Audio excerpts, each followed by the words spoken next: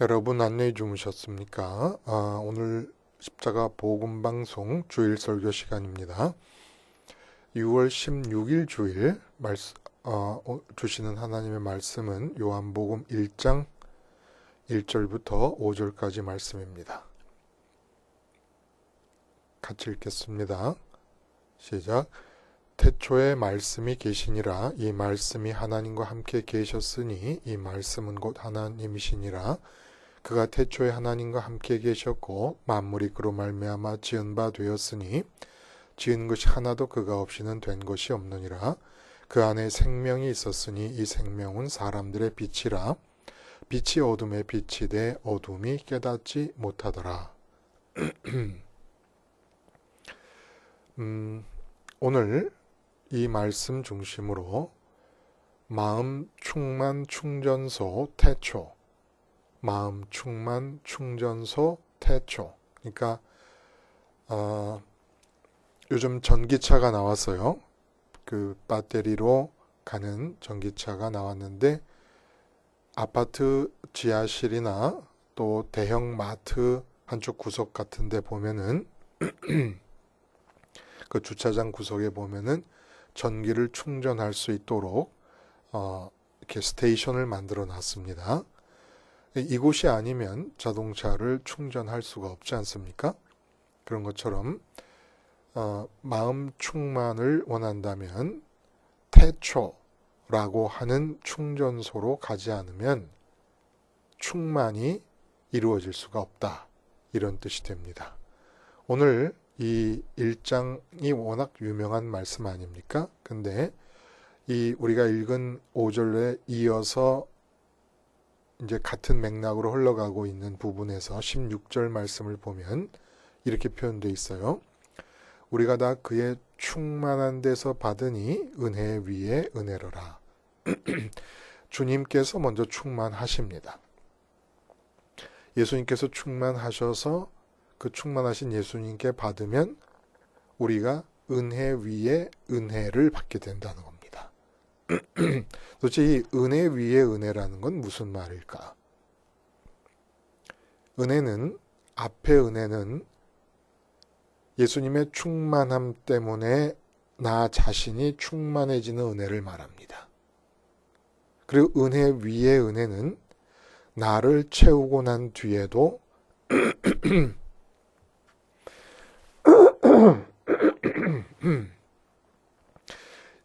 주님으로부터 은혜가 계속 주어져서 나를 채우고 난 뒤에도 넘치는 은혜를 말하게 됩니다.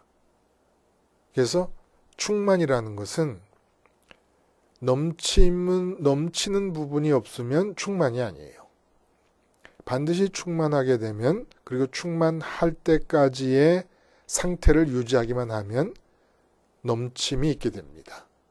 예수님께서 이 땅에 오신 이유는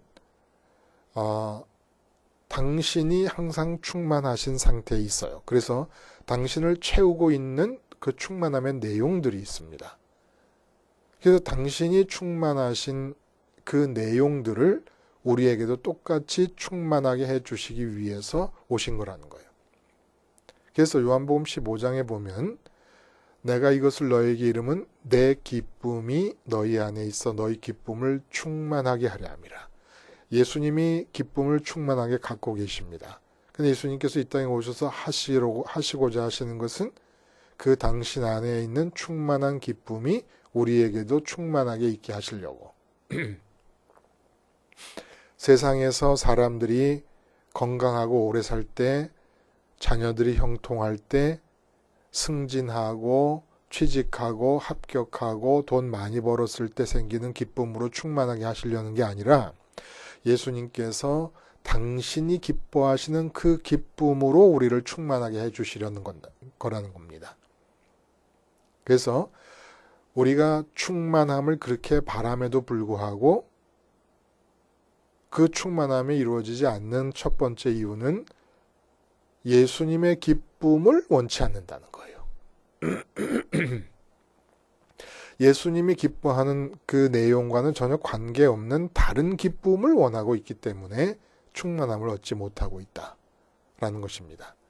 충만함이 없이 사는 삶의 문제점이 여러분 뭔지 아십니까? 우리 마음은 하나님이 들어오실 수 있을 정도의 크기로 비어 있습니다. 그래서 우리 마음은 마치 비유적으로 말하자면 스위치가 켜져 있는 진공청소기 같은 거예요. 스위치가 켜져 있는 상태의 진공청소기입니다. 왜냐하면 우리 마음은 태어나서부터 죽을 때까지 하나님 크기의 공백을 마음 안에 지니고 있기 때문에 그냥 켜져 있는 거예요.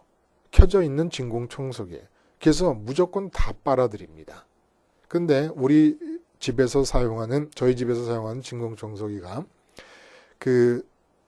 이 먼지를 빨아들여서 모아놓는 것이 종이로 된 봉지를 사용하는 그런 오래전에 구입한 청소기예요. 근데 목욕탕에 머리카락 같은 게 떨어져 있어서 좀 쉽게 청소하려고 목욕탕에 들이댔다가 거기 물기가 있는 게 안 보여서 그만 물기를 다 빨아들여 버리니까 그 종이가 다 물에 젖고 녹아서 구멍이 나버립니다. 그리고 진공청소기의 스위치가 켜져 있는 상태에서 예를 들어 방에 이렇게 청소를 하다 보면은 굴러다니는 옷이나 양말들 아니면 문구류 아니면 떨어져 있는 서류 닥치는 대로 다 빨아들입니다. 그래서 식탁에 음식이 차려진 상태라고 가정해 봅시다. 그러면 식탁에 음식이 차려져 있을 때 스위치가 켜져 있는 진공청소기를 갖다 들이대면 진공청소기가 알아서 이거는 내가 빨아들이면 안 되는 것들이다. 이건 음식들이다. 사람 입으로 빨려 들어가야 될 것들이지 내가 빨아들여서 안 된다. 이렇게 멈추는 게 아니에요. 스위치가 켜져 있는 진공청소기는 그냥 다 빨아들여 버립니다. 지금 내 마음에 기쁨이 없고 괴롭고 힘들고 무겁고 한 모든 이유가 뭔지 아십니까? 일이 안 돼서가 아니에요. 내가 원하는 일들이 이루어지지 않아서가 아니라는 겁니다.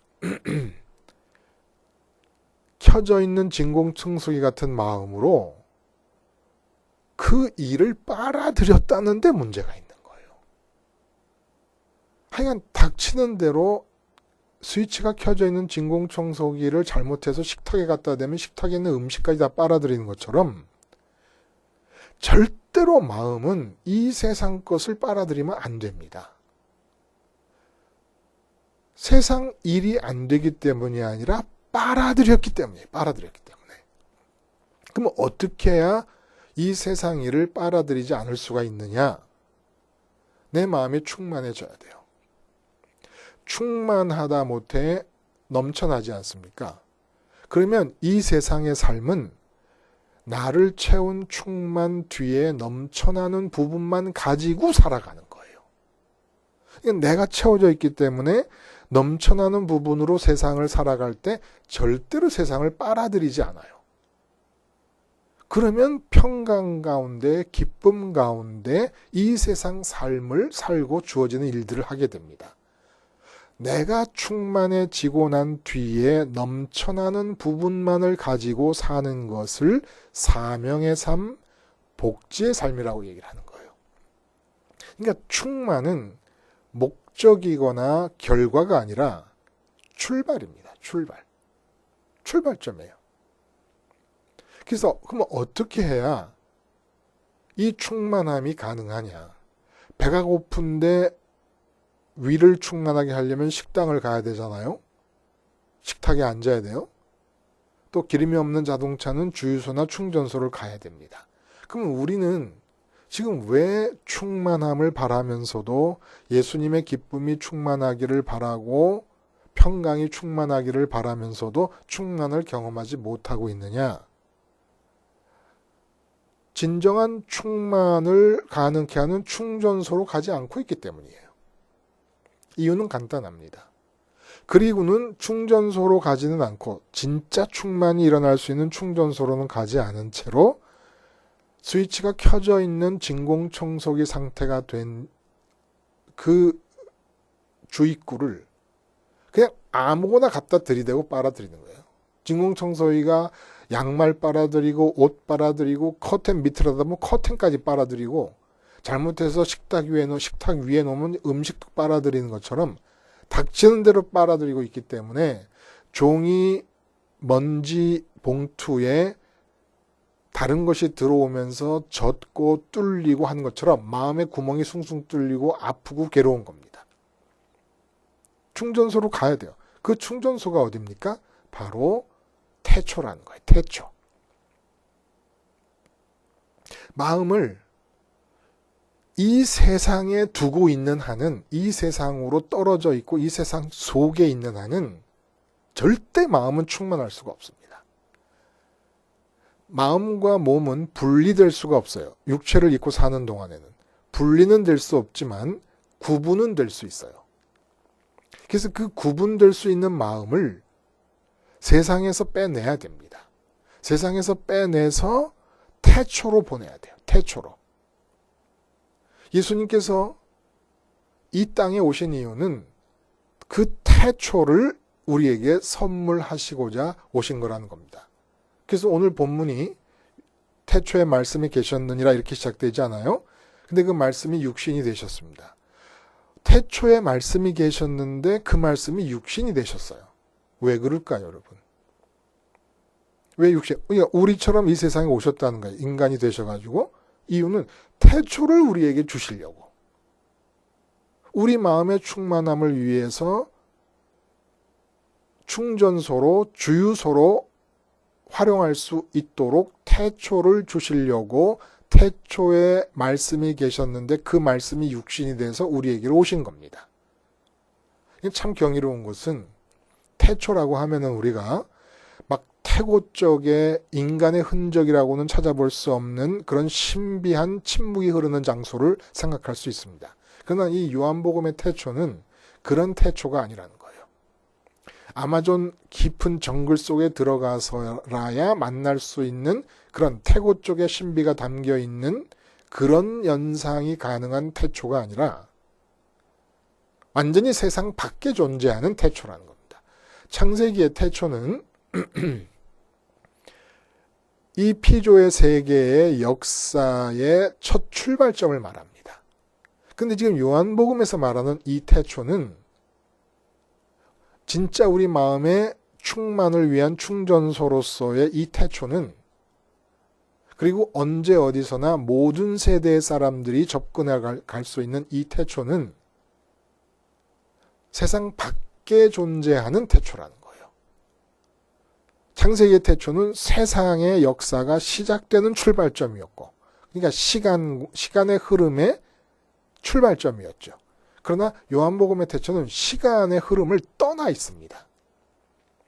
그래서 태초에 말씀이 계시니라 할 때 이 태초는 비유를 들면은 우리가 기차를 타고 부산까지 가다 보면 먼저 수원을 지나고 그 다음에 천안을 지나고 대전을 지납니다.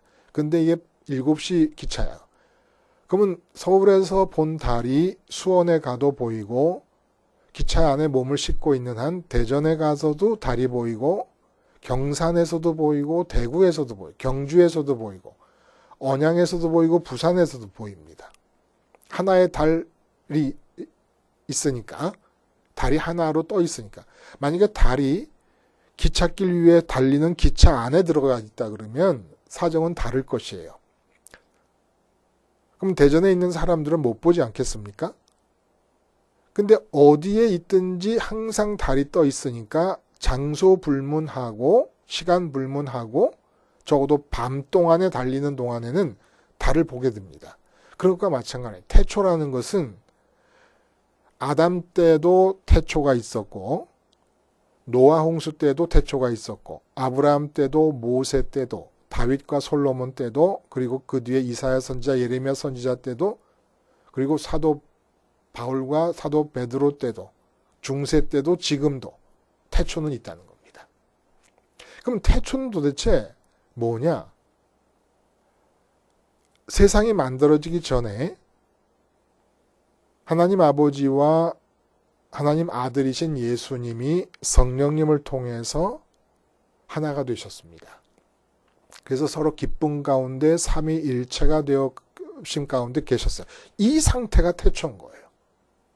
아무것도 없는 상태에서 태초가 있었고, 그리고 세상에 만들어진 뒤에도 이 태초는 계속해서, 왜냐하면 이 역사 바깥에, 시간과 공간 바깥에 기찻길 위에 달이 떠 있듯이 그렇게 떠 있는 태초이기 때문에, 그렇게 삼위일체 하나님이 하나 되심 안에서 서로 기뻐하시는 가운데 서로에게 서로를 충만케 하시면서 삼위일체 되심 안에 계시는 이 태초는 계속 있다는 겁니다. 근데 바로 이 태초에 계신 말씀이신 예수님께서 땅에 내려오셔서 이렇게 삼위일체 하나님이 지금도 하나 되심 안에서 계시지 않습니까? 이걸 우리에게 선물하러, 이 상황을 선물하러 오셨다는 거예요. 그래서 이 상황에 우리 마음이 도달하게 되면 거기서 충만함이 이루어진다는 겁니다. 도대체 태초라고 하는 이 상황, 삼위일체 하나님이 하나 되심 속에서 기뻐하시는 이 가운데서 어떤 일이 일어나고 있기에 이곳으로 우리 마음이 가기만 하면 충만함이 이루어진다는 것일까? 예수님을 말씀이라고 해요. 태초에 말씀이 계시니라. 왜 말씀이라고 표현을 했을까요? 언어가 가지고 있는 특성 때문에 그렇습니다. 언어는 그릇이잖아요. 내용을 담고 있습니다. 예를 들어 회사에서 사장님이 김 과장에게 김 과장 참 잘했네 라고 하면은, 그러면 그 참 잘했네라는 말 속에는 김 과장님이 어떻게 행한 일이 들어 있습니다. 일의 내용이 들어 있다는 거예요. 사람들이 성공이라는 단어를 씁니다. 그러면 운동선수들이 성공이라고 말할 때는 작전을 성공해서 축구 같은 경우는 골을 잘 넣었을 때, 또 기업의 기획실에서 성공이라고 말할 때는 많은 리스크가 있었음에도 불구하고 감행한 프로젝트가 아주 흑자의 결과를 많이 낳았을 때 이 성공이라 그래요. 또 영업팀이 말할 때는 실적을 어느 정도 올리면, 또 외교장관이 외국과의 교섭을 마치고 성공이라고 말할 때는 또 성공이라는 내용이 다르고, 심지어는 도둑질하는 분들도 성공이라는 단어를 씁니다. 도둑질을 성공리에 잘 마치면 다 성공이라는 단어는 그릇인데, 마치 하나의 그릇에 국도 담고 밥도 담고 김치도 담고 할 수 있듯이 다양한 내용이 맥락에 따라서 들어있을 수 있다는 얘기예요. 근데 예수님을 말씀이라고 하신 이유는 지금 하나님이 스피릿, 영 아니에요? 영이시잖아요. 소설가의 그 말 속에 소설가의 스피릿이 들어있는 것처럼 예수님은 영이신 하나님 아버지를 고스란히 다 담고 계십니다. 하나님 아버지 자신은 물론이고 그 하나님 아버지의 판단과 생각과 마음과 뜻 등을 하여간 한 오락이라도 놓칠세라 하나님 모든 걸 다 담고 계신다는 거예요. 그래서 예수님을 하나님을 담고 계신다는 의미에서 말씀이라고 표현을 하신 겁니다. 영원 전부터 이렇게 오직 아버지 하나님 자신과 아버지 하나님의 것만을 다 받아들이시면서 일체가 되어 계시는 가운데 있기 때문에 예수님을 말씀이라고 표현을 한 겁니다. 그래서 함께 계신다 할 때 이 함께 계심의 양상은 어떤 것입니까? 바로 하나님 당신 자신, 예수님 자신도 생각하실 수 있고 뜻하실 수 있고 모든 걸 다 하실 수 있지만 하나님 아버지가 너무 좋아서 아버지 자신뿐만 아니라 아버지의 생각과 뜻과 모든 것을 다 받아들이죠. 우리도 그렇잖아요. 사랑하는 사람 애인들끼리 연인에게 자꾸 뭘 물어봐요. 네가 원하는 게 뭐냐, 내가 다 들어줄게. 그리고 실수를 해도 밉지가 않고, 그런 것처럼 하나님 아버지가 너무 좋으시니까 실수를 하실 분이 아니시지만 당연히 옳은 일만 하시지만은 하나님 아버지가 좋으셔서 하나님 아버지 자신과 그분의 생각과 마음과 뜻과 모든 걸 다 받아들이시면서 함께 계셨다는 겁니다. 그래서 만물의 창조를 왜 이렇게 얘기합니다. 만물이 그로 말미암아 지은 바 되었으니 지은 것이 하나도 그거 없이는 된 것이 없느니라. 분명히 우리는 그 사도신경 같은 경우 전능하사 천지를 만드신 하나님 아버지를 내가 믿사오며 이렇게 얘기를 합니다. 하나님 아버지가 지으셨어요. 그리고 예수님에 대한 얘기는 그 뒤에 또 다시 또 나옵니다. 사도신경에서 분리돼서 구분돼서. 근데 왜 예수님을 통하지 않고는 만물 중에 지은 바 된 것이 하나도 없다고 말씀을 하시는 걸까요? 예수님이 너무너무 하나님 아버지의 모든 것을 다 받아들이고 계십니다. 마치 말이, 언어가 그 언어라는 그릇 안에 내용을 담고 있듯이 다 받아들이고 있어요. 하나님도 그렇게 아버지 앞에 마음을 열고 전적으로 받아들이는 아들 하나님이 너무 좋으셔서 사랑과 관심을 다 쏟아내시는데 하나님의 사랑과 관심이 다른 데로 빠져나갈 수 없을 정도로 독생자이신 예수님을 좋아하시고 또 예수님도 하나님 아버지의 사랑과 관심이 다른 데로 흘러가지 않을 정도로 하나님 아버지의 사랑과 관심을 다 받아들이고 계십니다. 그렇게 받아들이시기를 영원토록 계속 하시니까 넘쳐나심이 있는 거예요. 넘쳐나심이. 그 넘쳐나심에 의해서 이루어진 일이 뭔지 아십니까? 이게 바로 창조라는 거예요. 그래서 예수님을 향하여 하나님이 사랑과 관심을 쏟아보내시고 당신 자신을 주시고 그 예수님은 받아들이시고 하시는 가운데 하나가 되신 다음에 다른 관심과 사랑을 가지고 창조를 하신 게 아니라는 거예요. 예수님에 대한 사랑과 관심 이외에는 하나님 아버지로서는 다른 사랑과 관심은 존재할 수가 없어요. 그래서 예수님에게 다 사랑과 관심을 100% 드리면서 오늘도 드리고 내일도 드리고 영원하면 오늘과 내일이 없겠습니다만은 우리가 이해하기 쉽도록 인간적인 그런 시간과 공간 개념 안에서 비유적으로 말하자면 오늘도 내일도 하나님 자신을 계속 주시고 하나님 아버지의 유일한 관심이 아들 예수님께 모든 걸 다 주시고 계시는 거예요. 이게 하나님의 유일한 일이에요. 근데 예수님이 받아들이시니까 넘쳐납니다. 충만해지고 넘쳐납니다. 그 넘쳐난 부분에서 일어난 역사가 세상의 창조라는 거예요. 그러니까 아브라함도 하나님이 예수님께 쏟는 그 사랑과 관심이 넘쳐나는 부분에서 생겨난 존재고 제가 보고 있는 동해 바다나 대관령과 태백산맥도 하나님이 예수님께 보내시는 사랑과 관심이 예수님에게서 충만해지고 넘쳐나면서 넘쳐나는 부분에 의해서 생긴 대관령과 태백산맥이라는 거, 동해 바다라는 겁니다.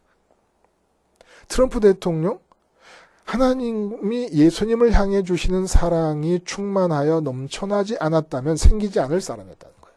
전혀 하나님을 모르는 시진핑이나 아베 수상 같은 사람들도 예수님에 대한 하나님의 사랑이 넘쳐나는 부분에서 생겨난 거예요. 그러니까 해와 달과 별과 이 무한한 우주와 이 지구 위에 있는 꽃과 나비, 벌, 곡식, 짐승 모든 것들은 다 창조주 하나님은 예수님 말고 다른 것에 관심을 갖지 않으셨습니다. 영원 전부터. 그래서 예수님께 쏟으시는 사랑과 관심이 예수님을 충만케 하시고 넘쳐나는 바람에 계속 하나님은 예수님을 향하여 사랑을 붓고 계시고 물줄기 되듯이 흘려보내시고 그 충만하여 넘쳐나는 부분들이 이 세상을 창조하셨고 이 세상을 만드셨다는 거예요. 그리고 이끌고 계시고. 그래서 예수님이 아니면 어떤 것도 생겨날 수가 없다고 말씀을 하신 것입니다. 그래서 이렇게 하나님이 들어오시니까 예수님이 뭐라 그래요? 기쁨이 충만한데 이 땅에 오신 이유는 뭐예요? 내가 아버지 하나님을 받아들여서 충만해진 이 기쁨을 우리에게도 주시려고. 아버지 하나님을 받아들여서 생긴 예수님의 충만한 평강을 우리에게도 주시려고. 주시되 영원히 주시려고. 그래서 영생이라고 하는 것이죠. 그러면 이러한 예수님의 충만하심과 우리와는 지금 요한의 언어로 보자면 어떤 관계에 있나? 생명이라고 그래요. 생명. 그 안에 생명이 있으니 이 생명은 사람들의 빛이라. 근데 이 빛을 어둠이 깨닫지 못했다는 거예요. 그 안에 있는 예수님 안에는 하나님 아버지밖에 안 계십니다. 근데 그 생명이 우리 사람들의 생명이고 사람들의 빛이라는 거예요. 그러니까 예수님이 하나님을 받아들이신 것처럼 받아들이고 계시는 것처럼 지금도 받아들이고 계시고 그리고 이 세상에 대한 하나님 아버지의 관심은 오직 예수님을 통해서만 나타나는 겁니다. 예수님께서 충만해진 다음에 넘쳐나는 부분이 세상을 만드신 거니까. 그래서 예수님이 아니면 지음받은 것이 없다고 말씀하신 것이니까. 근데 그 예수님 안에 지금 들어오고 계시는 하나님이 하나님 아버지 하나님이 바로 우리 인간에게도 예수님 안에 들어오시는 것처럼 들어오셔야 되는 생명이라는 겁니다. 근데 하나님 아버지는 나를 안 봐요. 예수님만 봐요. 근데 나는 아버지를 받아들여야 돼요. 그러니까 어떻게 해야 됩니까? 예수님과 연합해야 아버지를 받아들일 수 있다는 거예요. 이 세상에 있는 것들은 버리고 꽂히고 나비고 사람이고 하나님이 예수님에게만 쏟는 사랑과 관심이 넘쳐나서 생기는 것들이기 때문에 만약에 나무 한 그루라도 하나님을 만나고 싶다 그러면 예수님을 통과하지 않을 수 없는 것이고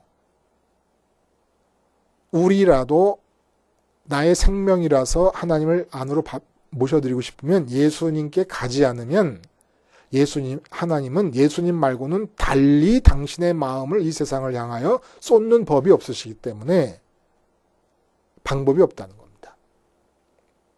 그리고 빛이라는 말씀은 무슨 얘기냐? 예수님 안에 계신 하나님이 빛이라는 거예요. 이 빛은 오 나의 태양 너 참 아름답다. 이 노래 가사의 내용과 똑같아요. 로미오가 줄리에게는 빛입니다. 오 나의 태양, 태양이고 빛이에요. 그러니까 많은 여자가 있는 중에 로미오에게 오직 줄리엣만 보여요. 보임. 이 보임이 빛 아닙니까? 그래서 오 나의 태양이라고 하는 이유는 그 대상만, 그 애인만 보이니까 오 나의 태양이라는 거예요. 그럼 하나님이 예수님 안에 계신 그 하나님이 지금 이 세상에 살고 있는 나에게 빛이라는 것은 본래대로 하자면 예수님 안에 들어 계신 하나님만 보이는 것이 정상이라는 거예요. 그러니까 내가 결혼을 했어요. 그래도 아내가 안 보여. 하나님만 보이느라고. 마치 무대 조명, 연극 무대 조명에서 조명을 받고 있는 연극 배우 말고는 주변 사람들이 안 보이는 것처럼 내 아내가 하나님 때문에 안 보여야 된다는 겁니다. 또 아내도 남편이 하나님 때문에 안 보여야 되고 자식을 낳아도 하나님만 오나의 태양이신 상태에서 자식이 안 보여야 된다는 거예요. 그래도 되고 그래야만 되는 이유는 하나님이 내가 하나님만 보느라고 아내를 못 보고 있는 동안 아내를 보고 계시고 내가 부모로서 하나님만 보느라고 자식을 못 보고 있는 동안 하나님이 자녀를 보신다는 거예요. 그러니까 괜찮다는 거예요. 괜찮은 게 아니라 그래야만 된다는 겁니다. 그래서 나의 빛이라고 그런 거예요. 근데 빛이 어둠에 비치되 어둠이 깨닫지 못했어요. 왜 그래요? 가로등이 많고 네온 사인이 번쩍거리는 도심에서 밤하늘에 별이 안 보이듯이 다른 것을 보는 게 많아요. 내 마음에 다른 게 보이는 게 많아요. 그래서 나타나는 일이 뭡니까? 충만함이 없다는 겁니다. 그래서 나타나는 일이 충만함이 없다는 거예요. 예수님에게는 하나님 아버지만 보여요. 예수님 자신에게 하나님 아버지만 빛이십니다. 예수님 자신에게 하나님 아버지만 생명이십니다. 예수님에게는 하나님 아버지가 안 계시면 영원하신 하나님이시지만 예수님 자신이 영원히 계실 필요가 없다고 느끼시는 거예요. 생명이 뭐예요? 그것이 없으면 살아야 될 이유가 하나도 없는 것이 생명이에요. 제가 늘 그 예를 들자면 나인성 과부에게 그 외아들, 아니 과부로서 그 옛날에 살면서 아들이 없는데 살아야 될 이유가 뭐가 있어요? 30년 일궈놓은 사업이 하루아침에 날아가 버렸어요. 그 사장님이 살아야 될 이유가 하나도 없어요. 더 이상. 이런 게 생명 아닙니까? 축구에 올인한 인생인데 발에 병이 나서 축구를 못하게 생겼어요. 살아야 될 이유가 없어요. 화가가 손을 움직일 수가 없게 돼버렸어요.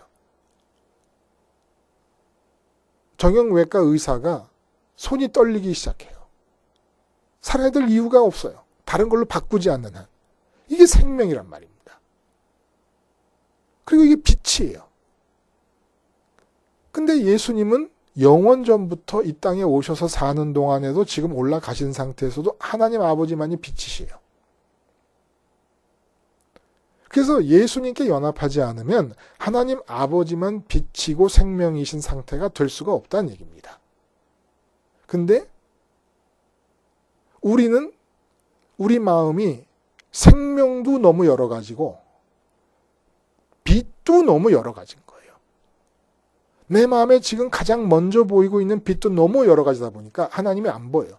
그러니까 충만함이라는 것이 존재할 수가 없게 돼버렸다는 겁니다.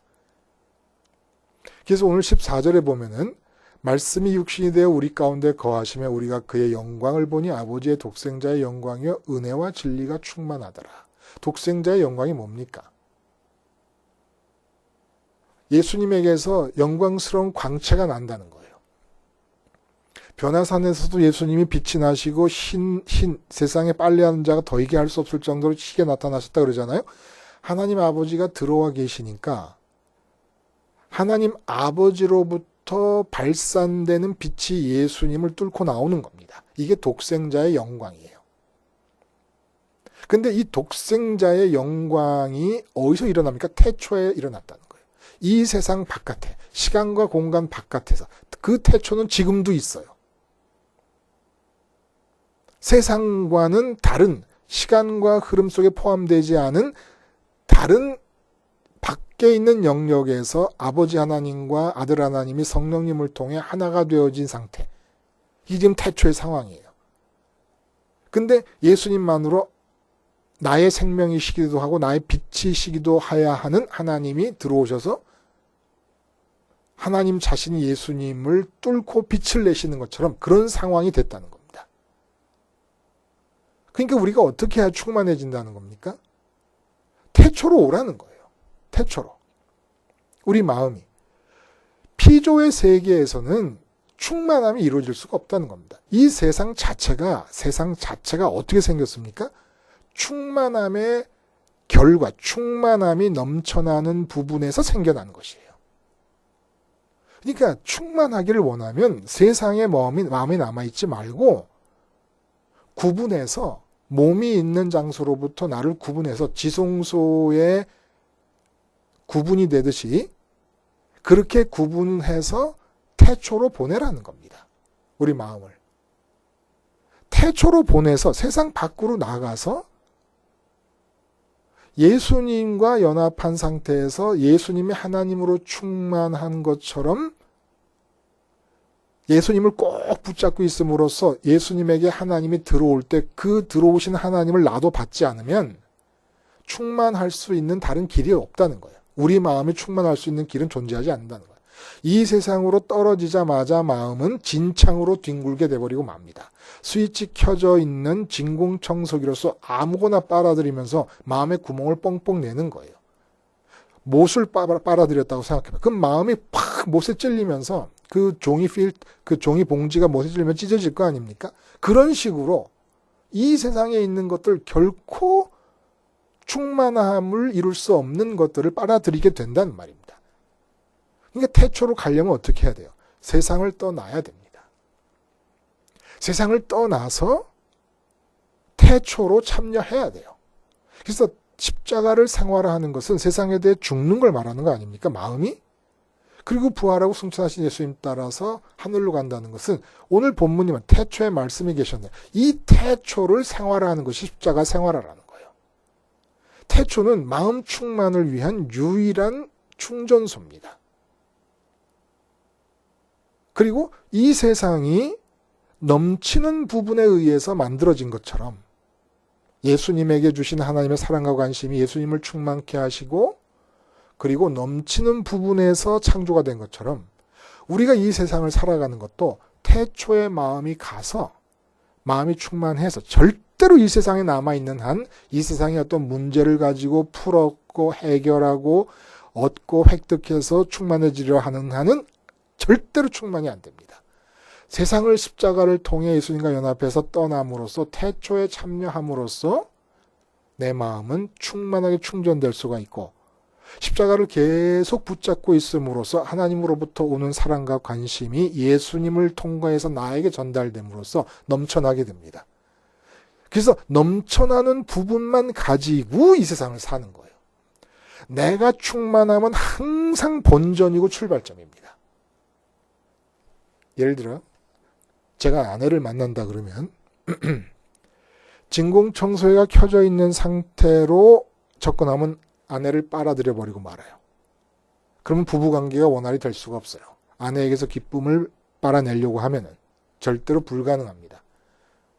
그러면 아내는 어떻게 대하느냐? 마음이 아내를 만나기 전에 세상을 떠나 아내가 있는 아내까지 포함한 세상을 떠나서 태초에 참여를 해야 됩니다. 지금 태초는 옛날이 아니에요. 단지 시간과 공간에 존재하는 필요의 세계 밖에 있다는 의미에서 태초란 말입니다.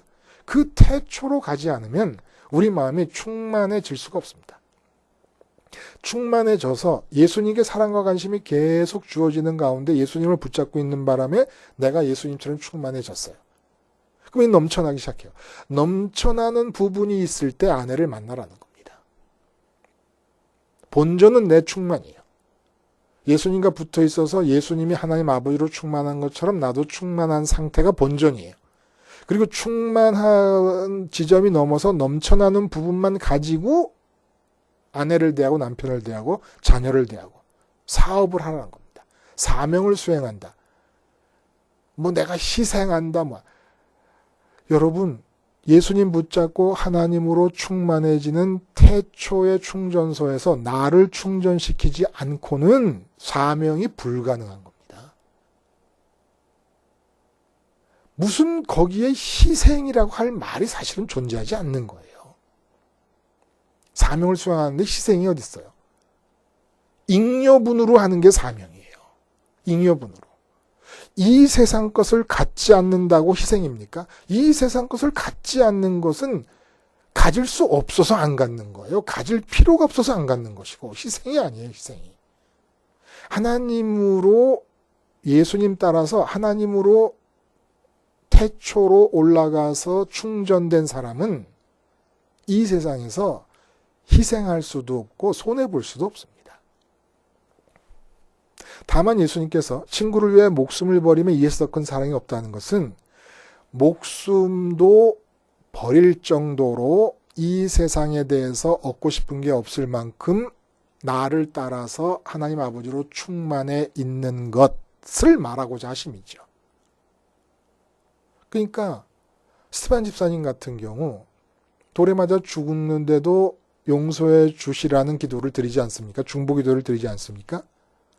이 지금 우린 희생하는 게 아니라는 거예요.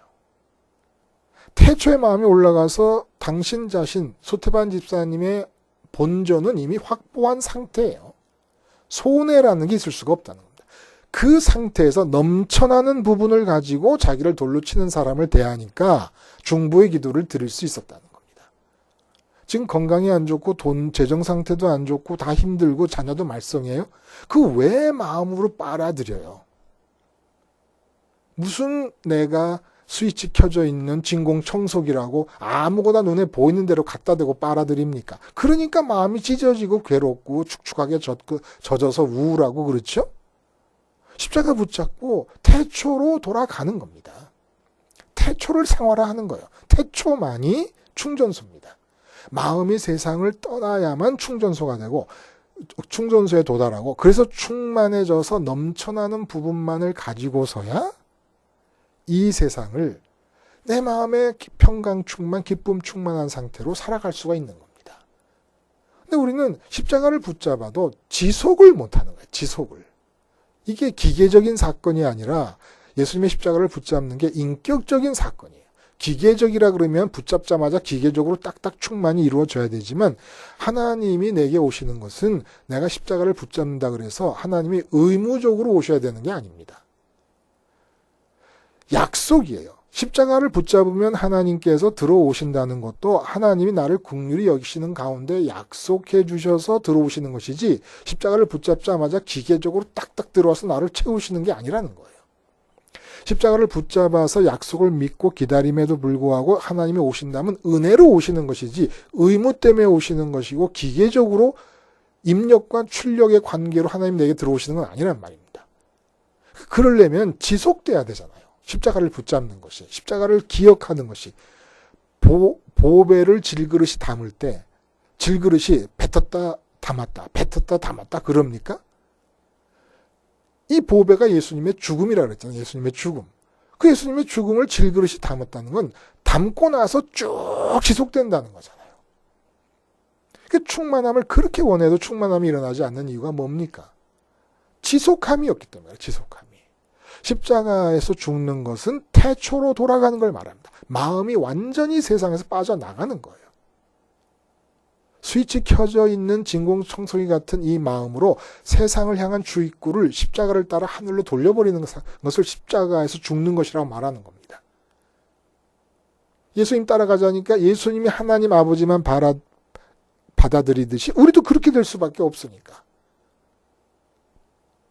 그래서 우선 나의 하나님 아버지로 충만함을 허락하는 태초로 가서 내 본전을 챙긴 다음에 그 다음에 계속 예수님을 붙잡고 있음으로써 넘쳐나는 부분만을 가지고 기쁨의 넘침, 평강의 넘침으로 가지고 하나님의 뜻의 넘침, 뜻이 내가 하나님으로 채워지기 전까지는 나를 향한 하나님의 뜻은 이웃을 향한 뜻으로 발전될 수가 없어요. 내가 하나님께 충만되게 하기 위해서 예수님께로 집중하는 것으로 모시느라고 모든 뜻과 섭리가 다 작용을 하지요. 내가 하나님으로 충만해져야 그 다음부터 넘쳐나는 하나님의 뜻이 이웃에게로, 아내 남편에게로, 자녀에게로, 직장 동료들에게로, 이 세상으로 나가게 되는 겁니다.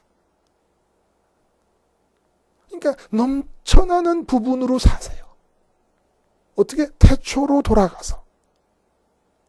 돌아가서 거기서 마음을 충만하게 충전시키신 다음에 이 세상에 내려와서 충만한 뒤에 넘쳐나는 부분만을 가지고 살고 또 충만의 문제가 생기면 나 본전 찾고 봐야 돼요. 또 다시 태초로 십자가 붙잡고 가는 겁니다.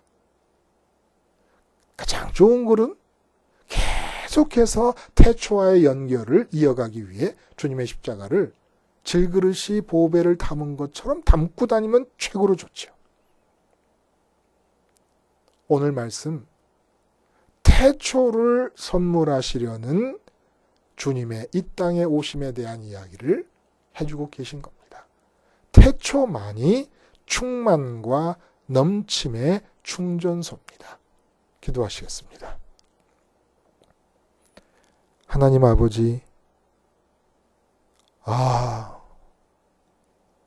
뉴욕과 LA 같은 대도시, 서울과 같은 대도시에 분주하게 아스팔트 위를 걷고 있어도 태초가 내게 주어질 수 있다는 이 기적 같은 사실 앞에 감사 말고 드릴 말씀이 없습니다.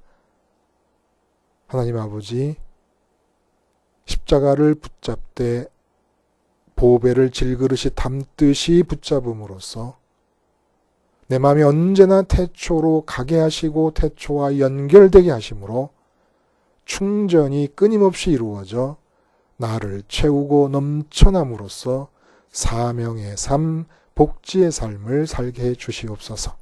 예수님의 이름으로 기도드리옵나이다. 아멘.